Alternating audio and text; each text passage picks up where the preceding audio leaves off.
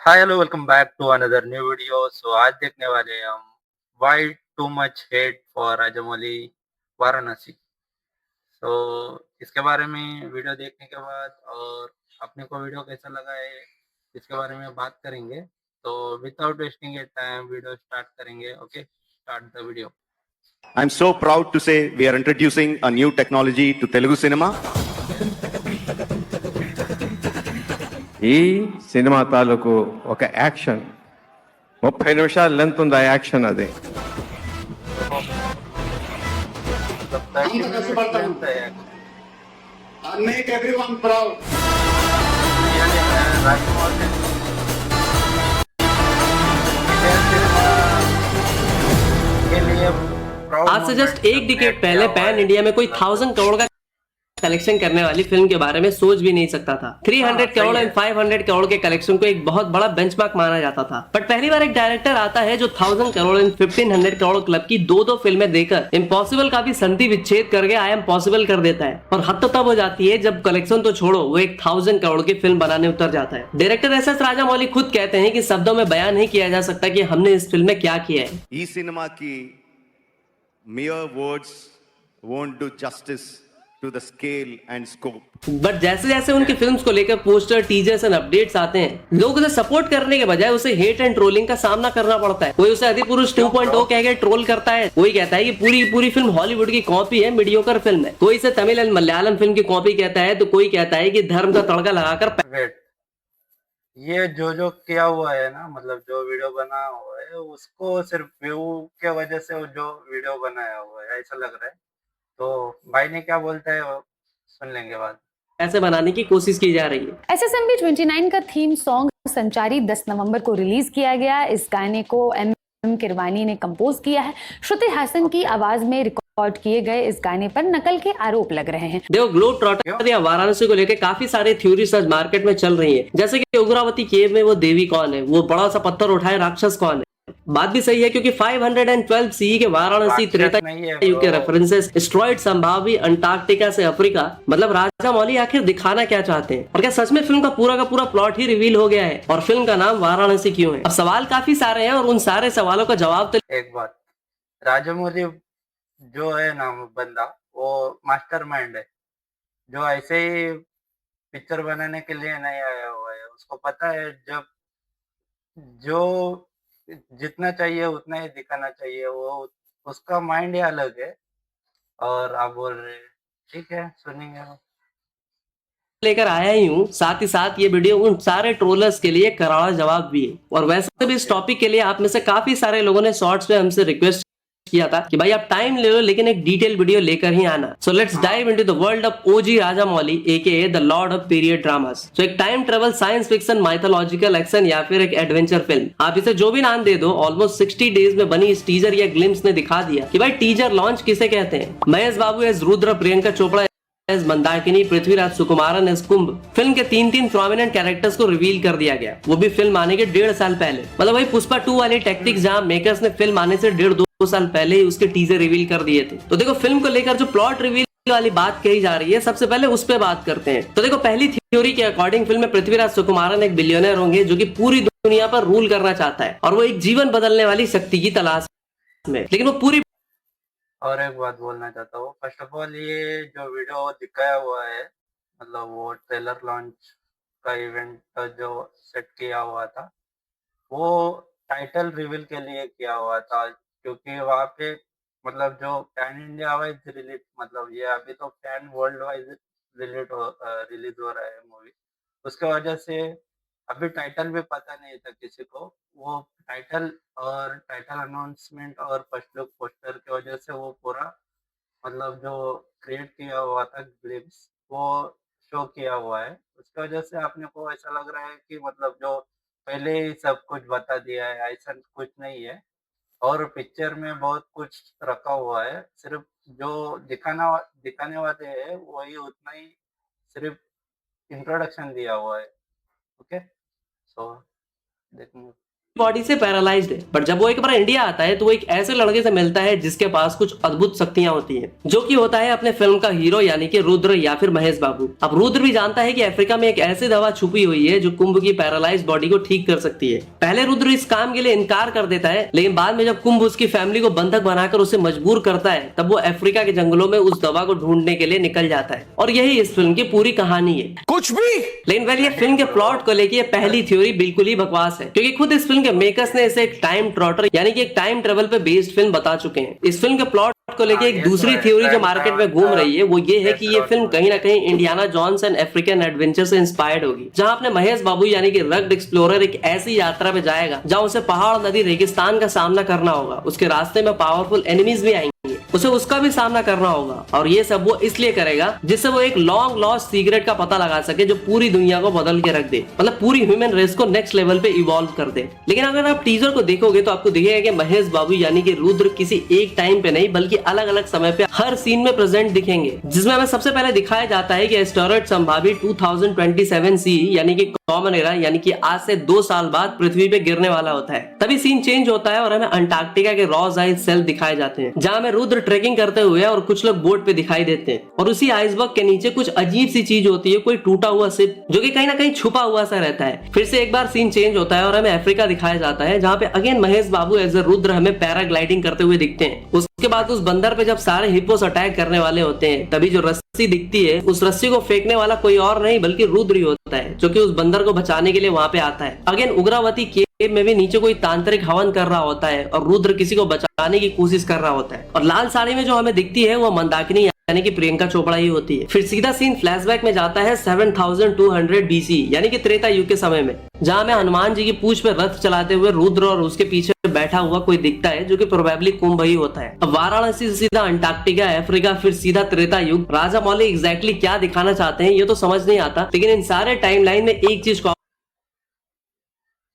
Common होती है और वो है रुद्र, बट वहां पे कुंभ भी होता है। और ये दोनों टाइम ट्रेवल मशीन का यूज करके डिफरेंट टाइमलाइंस में क्यों जाते हैं, ये सबसे बड़ा सवाल है। तो ऐसा हो सकता है कि वो किसी पावर या किसी बुक या फिर कुछ ऐसा ढूंढ रहे हैं जो कि एक बहुत पावरफुल मिस्टीरियस चीज है। देखो इस पूरे टीजर में प्रियंका चोपड़ा का कोई भी ग्लिम्स देखने को नहीं मिलता, बट जिन 2 चीजों पे सबसे ज्यादा बात हो रही है उसमें से पहली है श्री राम का उस बड़े से पत्थर उठाए राक्षस को मारना, जिसमें से काफी लोग इसे रावण बता रहे हैं, लेकिन मुझे लगता है कि यह कुंभकर्ण है जिसका वध श्री राम ने किया होता है। अब कुछ लोग तो इसी थ्योरी को और ऊपर ले जा रहे हैं और कह रहे हैं कि भगवान राम ने कुंभकर्ण के हाथ पांव काट दिए थे। That's why Prithviraj Sukumaran was in wheelchair with one hand working and other as paralyzed। मतलब राम वर्सेस कुंभकर्ण यानी कि महेश वर्सेस पृथ्वीराज। लेकिन मुझे लगता है कि ऐसा नहीं है, क्योंकि महेश बाबू को रुद्र दिखाया गया है यानी कि महादेव के अवतार, ना कि भगवान श्री राम। एनीवेज जब ये रामायण के इस बैटल फील्ड वाला सीन बिग स्क्रीन पे देखने को मिलेगा तो पूरा थिएटर जय श्री राम के नारों से गूंज उठेगा, और क्या पता राजा मौली एज श्री राम कैमियो के लिए रामचरण को भी फिर से बुला ले। दूसरा वो वनांचल के उग्रावती केव में जिस देवी को दिखाया जाता है उनका स्वरूप काफी हद तक छिन्न माता देवी जैसा है, जहाँ उन्होंने अपनी भक्त या फिर सखी डाकनी और साकनी की भूख मिटाने के लिए खुद का शरीर धड़ से अलग कर लिया था, और जिससे रक्त की 3 धाराएं निकली थी। अब छिन्न माता देवी के बारे में ऐसा कहा जाता है कि वो 10 महाविद्याओं में छठी देवी है और उनकी पूजा करके तांत्रिक सिद्धि वगैरह की जाती है। बात करें प्रियंका चोपड़ा के मंदाकिनी कैरेक्टर की, तो इंफॉर्मेशन तो जितना दे रहे हैं वो सही है, मतलब अच्छा है। जो जितना भी इंफॉर्मेशन है, इंफॉर्मेटिव तो है वीडियो, तो आगे देखेंगे। मंदाकिनी नदी ही भगवान राम का मार्गदर्शन करती है और उन्हें एक गाइड की तरह दिखाती है, और छिन्न माता देवी की कथा भी मंदाकिनी नदी से ही शुरू होती है। मतलब कैरेक्टर्स के नाम भी बहुत ही सोच समझ कर दिए गए हैं। खैर हम सबको पता है कि राजा मौली एक ऐसे इंसान है जो स्क्रिप्चर्स को फिल्मों से ब्लेंड करना बहुत अच्छे से जानते हैं, लेकिन इस बारी वो बहुत कुछ एक्स्ट्रा ऑर्डिनरी करने वाले हैं। और शायद ही आपको पता होगा कि इस फिल्म में हाई एंड VFX AI के अलावा पहली बार Varanasi is indeed the first Indian film to be completely shot in the correct aspect ratio of IMAX premium large scale format using IMAX cameras. I'm so proud to say we are introducing a new technology to Telugu cinema. Premium large scale format filmed for IMAX. देखो इससे पहले राजा मौली की RRR and Baahubali और shots for IMAX but not fully in the premium large scale format. अब आप ही imagine करो कि एक छोटी सी मोबाइल स्क्रीन पर इस तरह के विजुअल्स देखकर हमारी बत्तीसी खुली की खुली रह जा रही है, तो जब बिग स्क्रीन पे वो भी IMAX के प्रीमियम लार्ज स्केल फॉर्मेट पे ये फिल्म के विजुअल्स, MM कीरवानी का म्यूजिक, राजा मौली का डायरेक्शन, महेश बाबू, पृथ्वीराज सुकुमारन की मेहनत जब बिग स्क्रीन पे देखने को मिलेगी तो भाई वो एक अलग लेवल का एक्सपीरियंस होगा। मतलब पैन इंडिया के बाद ये इंसान इंडियन सिनेमा को पैन वर्ल्ड ले जा करके ही मानेगा। फिर भी राजा राजा मौली के इस विजन और उनकी फिल्म पे क्वेश्चंस उठाए जा रहे हैं। चलो राजा मौली पे अपने क्वेश्चन उठाए ठीक है, लेकिन उनके बावजूद जिन्होंने इंडियन सिनेमा को रीडिफाइन किया, उन्होंने खुद कहा है कि फिल्म में एक 30 मिनट का एक्शन ब्लॉक होगा जहां Mahesh Babu will unleash his true Vishwaroopam in it. जैसे कि कल की 2898 एडी में प्रभास को कर्ण दिखाना, हनुमान के क्लाइमेक्स में तेजा सज्जा को हनुमान जी से मिलाना, ये डिवाइन एक्सपीरियंसेस ही ऑडियंस को आज तक याद है। और विजेंद्र प्रसाद ने यहाँ तक कहा है कि महेश बाबू के इस सीन में कोई डबिंग नहीं होगी, no CG, no BGM. Some films are made by humans but some are crafted by the gods themselves. मतलब एक ऐसा डिवाइन एक्सपीरियंस जो आज तक ऑडियंस ने एक्सपीरियंस नहीं किया है। दोनों बाप बेटे यही डिलीवर करने के प्लान में। ये तो हो गया एंटागोनिस्ट यानी कि हीरो की बात। विलन की बात करें तो टॉलीवुड यानी कि तेलुगु सिनेमा ने पिछले कुछ सालों में विलन्स को एक टिपिकल विलन से हटके फिजिकली चैलेंज विलन्स दिखाया है, और इसकी शुरुआत कहीं ना कहीं राजा मौली ने ही की थी। फिर चाहे वो बाहुबली का असली विलन विजाला देवा हो या फिर कल की 2898 एडी या सुप्रीम यास्किन, इन सारे कैरेक्टर्स को शरीर से कमजोर दिखाया जाता है। और अब सुकुमारन को भी एज अ रुद्र विकृत विलन दिखाया जाता है। कहीं ना कहीं ये भी हमारे स्क्रिप्चर से ही इंस्पायर्ड कैरेक्टर्स हैं जो बल से नहीं बुद्धि से युद्ध लड़ते थे, जैसे कि शकुनी हो या फिर मंथरा। इवन हैरी पॉटर में भी वोल्डेमॉर्ट पहले काफी कमजोर होता है, बाद में जाकर उसे एक शरीर मिल पाता है। और इस तरह का कॉन्सेप्ट हमेशा से ऑडियंस को काफी अपीलिंग लगते रहा है। फिल्म का टाइटल यानी कि वाराणसी से ही पता चलता है कि ये फिल्म स्क्रिप्चर से एक दो नहीं बल्कि काफी कुछ उठा के लाने वाली है, क्योंकि हिंदू बौद्ध जैन धर्म में काशी या फिर वाराणसी को एक काफी सिग्निफिकेंट प्लेस माना जाता है। काशी को सबसे पुरातन यानी कि प्राचीन शहर भी माना जाता है, और ऐसा कहा जाता है कि यह शहर भगवान शिव के त्रिशूल पे स्थित है, और इसे रुद्र का नगर भी कहा जाता है। हाँ, तो अब बात करते हैं उन लोगों की जो कि मिलियंस ऑफ फॉलोअर्स होने के बावजूद इस फिल्म को ट्रोल कर रहे हैं, जो इसे अधिपुरुष 2.0 बता रहे हैं, जिन्हें ओम रावत और राजा मौली में फर्क समझ नहीं आता,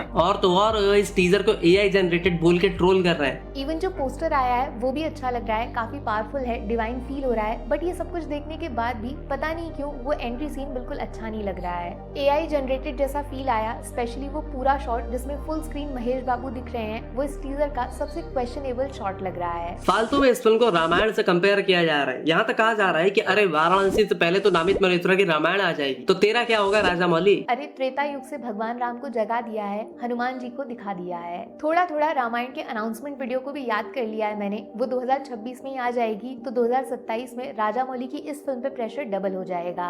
मतलब भाई इस हिसाब से रामायण ही क्यों, इतनी सारे स्क्रिप्चर बेस्ड फिल्में आने वाली है, कल की 2898 एडी, हनुमान 2 और पता नहीं क्या क्या। और इस लॉजिक से तो राजा मौली को फिल्म मेकिंग ही छोड़ देनी चाहिए। यार हम तो इन्हें कुछ नहीं कह सकते हैं, लेकिन दीदी जी की खुद की ऑडियंस ने उन्हें इस बार अच्छे से लपेटे में लिया है, और वो क्या कह रही है वो आप खुद ही देख लो। दूसरे बात करें अंग्रेज के 14 हमारे अनमोल भाई की, तो वो इसे एक मीडियोकर फिल्म बता रहे हैं। देखो इसके पीछे की साइकोलॉजी ये है कि भाई हर कोई फिल्म को अप्रिशिएट कर रहा है, हर कोई कह रहा है कि ये फिल्म पैन वर्ल्ड में इंडियन सिनेमा का झंडा ऊंचा करने वाली है। ऐसे में हमें तो भैया stand out in the crowd होना है ना, मतलब भीड़ से अलग दिखना है, तभी तो व्यूअरशिप मिलेगी। इसीलिए भरपेट फिल्म को गाली दो। खैर अनमोल भाई ने टीजर के बाद आई एम सॉरी राजा मौली वाली वीडियो डाल दी है, मतलब डैमेज कंट्रोल भाई, डैमेज कंट्रोल।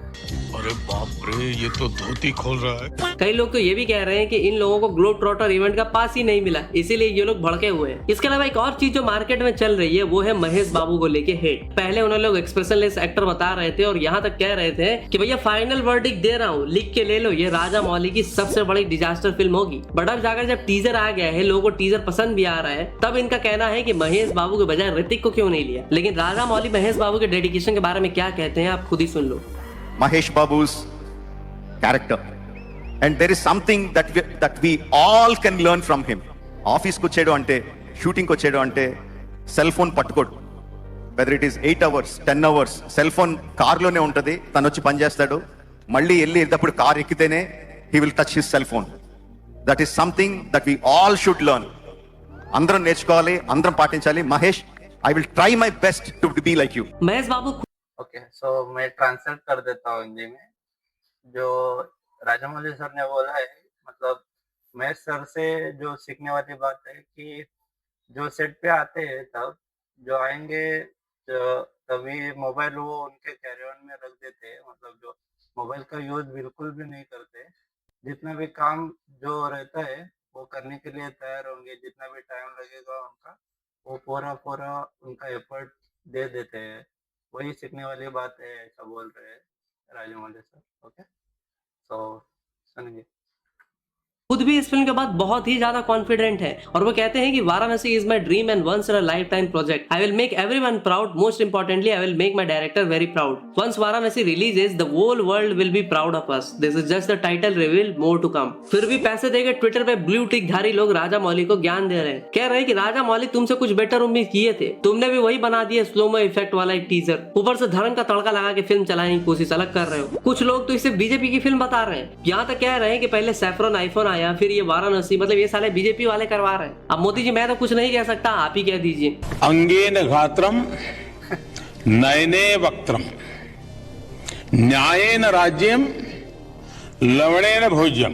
तमिलियन लोग इसे अलग लेवल पे ट्रोल कर रहे हैं। महेश बाबू के नंदी वाले सीन को इले कमल हसन की एक फिल्म से इंस्पायर्ड बता रहे हैं जो कभी रिलीज ही नहीं हुई। इसके अलावा कई लोग तो श्री राम के उस राक्षस को मारने वाले सीन को भी वर्ल्ड वॉर जेड की कॉपी बतला रहे हैं। देखो ये बात बिल्कुल सही है, राजा मौली ने भी एक्सेप्ट किया है कि उन्होंने काफी बार दूसरी फिल्मों से इंस्पिरेशन लेके अपनी फिल्मों में सीन ऐड किए हैं और कॉपी से ज्यादा उसे ठीक से पेस्ट करना एक बहुत बड़ी बात है। और इधर ये लोग इस फिल्म को ट्रोल करने में लगे हैं, वहीं काफी सारी मीडिया हाउसेस यहाँ तक कह चुकी है कि जब ये फिल्म रिलीज होगी तो इसके स्केल एंड राजा मौली की विजन की वजह से ये फिल्म डे 1 में 350 to 400 करोड़ से एंट्री लेगी। और अगर इससे पहले 2026 में रामायण ग्लोबली एक बहुत बड़ा माइलस्टोन सेट कर लेती है तो फिर तो राजा मौली के लिए चीजें और भी आसान हो जाएगी। वैसे भाई लोग आप बताओ कि आप इस फिल्म से क्या एक्सपेक्ट करते हो, आपके अकॉर्डिंग ये फिल्म कितने का नंबर पोस्ट कर सकती है। तो मैं मिलता हूँ आपसे अगली वीडियो में, तब तक के लिए हर हर महादेव।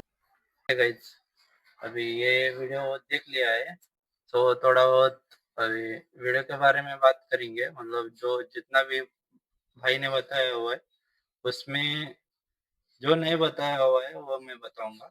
मतलब जो अभी तक जितना भी जो राजमौली सर के बारे में जो सुनते हैं, मतलब उनका माइंडसेट ऐसा है कि जो कोई मतलब जो जितने भी डायरेक्टर है अभी वो सोच भी नहीं सकता है, मतलब वो कर लेते हैं उतना काम। मतलब जो पैन वर्ल्ड तक इंडियन सिनेमा को लेके जाना ये मामूली चीज नहीं है। मतलब जो कोई भी नहीं कर सकता है ये काम। वो बंदा वैसा है कि पूरा वर्ल्ड तक पहुंचा रहा है, मतलब इंडियन सिनेमा के लिए जी जान तक भी लगा दे रहे हैं उसके मूवी के लिए। उसके वजह से जो हीरो के लिए फैंस रहते हैं ना, उससे भी ज्यादा डायरेक्टर के लिए फैंस है। वो एक एप्रिसिएशन वाली बात है उनके लिए। और जो जितना भी हेट चल रहा है अभी तक, मतलब जो लोग यूट्यूब पे जो बना रहे हैं, मतलब वो उनके लिए एक कंटेंट है। मतलब उनको चाहिए सिर्फ व्यूज, व्यूज के लिए कंटेंट एक थंबनेल बना देते हैं कुछ भी, और उसमें जो जो नहीं लिखना चाहिए वही लिख देते हैं। वो बिल्कुल भी अच्छा नहीं लगता है। मतलब जो इंसान पूरा दिन रात काम करता है, मतलब बेच देने के लिए, उसकी ही जो मतलब ट्रेलर लॉन्च इवेंट में तुम गाली बक देते हो। मतलब जो अन वो बंदा बोल रहा था, मतलब जो लाइव स्ट्रीम चल रहा था उनका इवेंट में, तो मैं देख रहा था तभी जो वो राजमौली सर बता देते हैं कि अरे यार मैं जो इतना कुछ कर रहा हूँ वो पूरा मतलब बेच देने के लिए कर रहा हूँ, लेकिन मैं टीज़र भी प्ले नहीं कर सकता हूँ। उसकी वजह से मुझे मतलब जो वहाँ पे इवेंट चल रहा था तभी वो टीज़र जो बनाया हुआ था वो मतलब चलाने के लिए भी उनको ये लग रहा था कि अरे यार अभी मैं चलाऊँगा तो ये किधर पायरेसी हो सकता है। मतलब वहाँ पे ड्रोन्स जो चल रहे थे ऐसा बोल रहे थे वो, मतलब जो थर्ड पार्टी आपने मतलब पब्लिक के ड्रोन्स भी वहाँ पे चल रहा था, मतलब जो लोकेशन है सेट का वहाँ पे। उसकी वजह से वो लीक हो सकता है, उसकी वजह से वो चलाना ही मना कर दिया। मतलब जो उनका सेट था स्क्रीन पे उसकी वजह से चला ही नहीं। मतलब जो रात में चलाने वाला था जो तभी भी नहीं चला था वो वीडियो, क्योंकि उनका जो उसको आउटपुट चाहिए था, मतलब जो पावर आउटपुट वो उतना नहीं मिल रहा था वो स्क्रीन के लिए। उसकी वजह से वो चला नहीं है, वो एक डिसअपॉइंट है। उसकी वजह से वो कुछ भी बोल रहे थे। मतलब अरे यार मैं इतना एफर्ट्स जिसको भी लगता है वो एक डिसअपॉइंटमेंट हुआ था उधर। और जितना भी जो ग्लिम्स या टीजर वो बना दिया है, मुझे तो अच्छा लगा है। और चेंजेस तो कुछ भी करने की जरूरत ही नहीं है। एआई जैसा किधर लग रहा है भाई, वो उतना बंदा कितना एक-एक रेंडर करने के लिए पूरा दिन-रात एक कर रहा है, मतलब हैट्स ऑफ राजामौली सर। और जो महेश बाबू सर है, उनके बारे में तो कोई भी मतलब यहाँ पे के बारे में साउथ में उनको मतलब गॉड के जैसा वो फैंस लोग उनको चाहने वाले हैं, मतलब वो एक गॉड ही समझ लेते हैं महेश बाबू को। उसकी वजह से वो मतलब हिंदी फ़िल्म में आने के लिए इनकार किया था। अम, और मुझे तो जो भाई ने बताया हुआ है, वो अच्छा लगा है थोड़ा। और थोड़ा जो बताया हुआ है, मतलब लैग किया हुआ है ऐसा लग रहा था वीडियो। लेकिन सही-सही बता दिया है भाई ने भी। तो उनका वीडियो आपको चाहिए तो मैं अपने चैनल में लिंक मतलब वीडियो के नीचे लिंक दे दूँगा। एक बार विज़िट करना उनके भी चैनल को। ओके? सो ये है अपना video. So signing off. Tata bye bye.